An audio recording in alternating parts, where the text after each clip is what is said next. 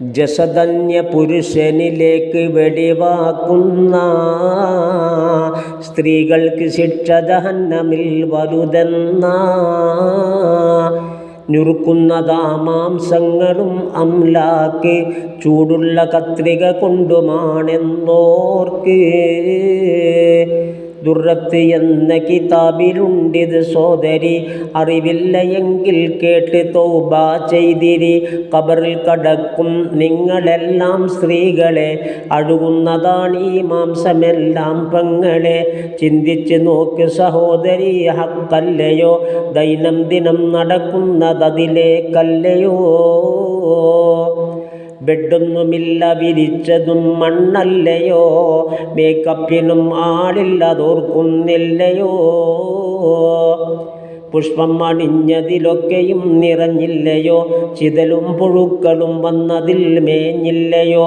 തൊലി ചീഞ്ഞ് എല്ലുകളൊക്കെയും ദ്രവിച്ചില്ലയോ, ചിരിക്കുന്ന പല്ലിന് പുല്ലുമിതു തന്നല്ലയോ. വളയിട്ട് ബഹുമാനിച്ചതീ കൈയല്ലയോ, മാംസങ്ങളൊക്കെ അടർന്നതത്ഭുതമല്ലയോ. റുമ്മാൻ പഴം രണ്ടെണ്ണവും ചീഞ്ഞില്ലയോ, ചിതലിൻ്റെ സംഘം ഇന്നതിൽ പൊതിഞ്ഞില്ലയോ.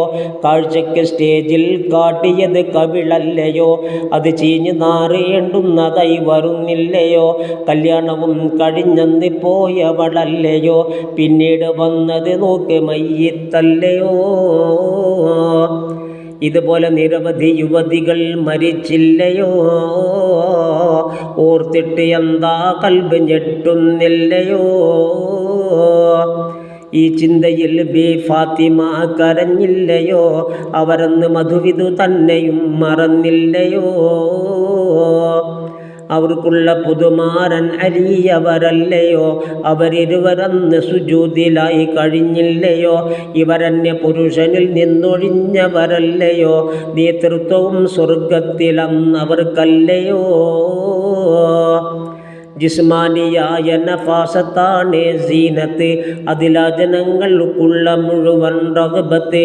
റൂഹാനിയായ നഫാസത്തിൽ മുംതഖ്വയാ, റബ്ബിൻ്റെ അടുക്കൽ സീറ്റ് അതിനും തന്നെയാ. സൗന്ദര്യം അന്യരിൽ കാട്ടലും ശരിയല്ല, അതിനുള്ള തെളിമിനി കൂടുതൽ തരുന്നില്ല. ഇതുപോലെ ശറഇൽ മുൻകറായി പറയുന്നത് ഇന്നുള്ള മിക്കതിലും അതാ നടക്കുന്നത്. അതുകൊണ്ട് അവ ഉൾക്കൊണ്ട കല്യാണങ്ങളിൽ പാടില്ല പങ്കെടുക്കൽ, ഹറാമാ നിയമമിൽ. മിർഖാത്ത് 3 നോക്കിയാൽ കാണുന്നതാ 480 3 ചേർന്നതാ. പറയുന്നു സയ്യിദുന അലി റളിയല്ലാഹ്, ചോദിച്ചു സദസ്സിൽ മുസ്തഫ സ്വല്ലല്ലാഹ്, സ്ത്രീകൾക്ക് ഖൈറേതെന്ത് പറയുക നിങ്ങളും, മറുപടി കൊടുക്കാതെ പിരിഞ്ഞത് ഞങ്ങളും. വീട്ടിൽ കടന്ന് അലി ഫാത്തിമയോടത് ചോദിച്ചതിന് ജവാബ് ഇതാണ് കൊടുത്തത്. കാണാതിരിക്കണം അന്യപുരുഷൻ അവളെയും, അതിലാണ് പെണ്ണിന് ഖൈർ ഇന്നും നാളെയും. പിന്നീട് സയ്യിദുന അലി നബിയോട് വിവരം പറഞ്ഞപ്പോൾ പറഞ്ഞവരോട് ഒരു കഷ്ണമാണ് അവളും അതിനിൽ നിന്ന. അപ്പോൾ ജവാബ് പറഞ്ഞതും ശരി തന്ന.